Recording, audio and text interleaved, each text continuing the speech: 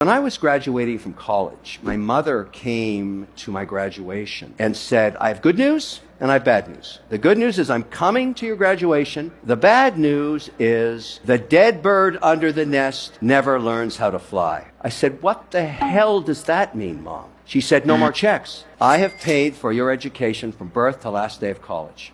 You're done. I'm still your mother, but I'm done writing checks. This is your last day. You're finished. You finished college. I said, Mom, I don't have a job. I'm going to go bankrupt. She said, too bad. You should have thought about that when we were taking arts courses.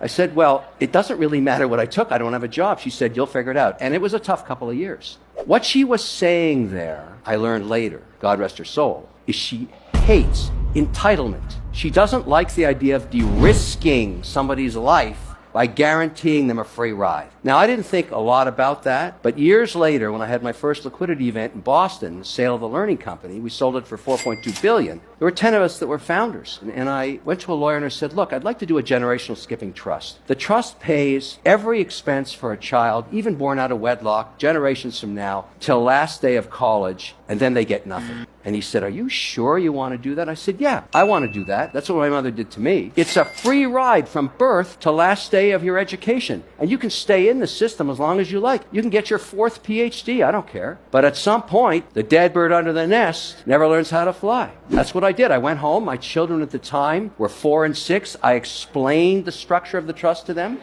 Exactly. They just kept watching cartoons. But years and years later, my son, who was doing really poorly in high school, came to me and said, hey, Dad, one of my friends has a trust. He was telling me all about it. I have a trust too, don't I? I said, yeah, you have a trust, Trevor. You don't have to worry about it. Mom and I are going out to dinner tonight. We're going to see a movie like we always do. If we get run over by a bus, you don't have to worry because you're going to get to finish high school. But I don't think you have to worry about going to college. Your marks are horrific. He said, well, what does that have to do with the trust? I said, oh, a lot. I'll be dead and you won't have any money. He said, wait a second. I thought you said the trust pays. I said, yes, while you're in school, till the last day of your education. And he looked at me and said, what? What happens when I finish? I said, you finish. You got to get a job. You have to figure it out. The horror in his eyes. The horror. That was my mother right there. And that's when I said to him, Trevor, the dead bird under the nest never learns how to fly. And he said, that sucks. That just sucks. However, here we are, 15 years later. He's an engineer at Tesla, senior engineer, one of the youngest there. He sucked me dry going through engineering school. He figured it out. Entitlement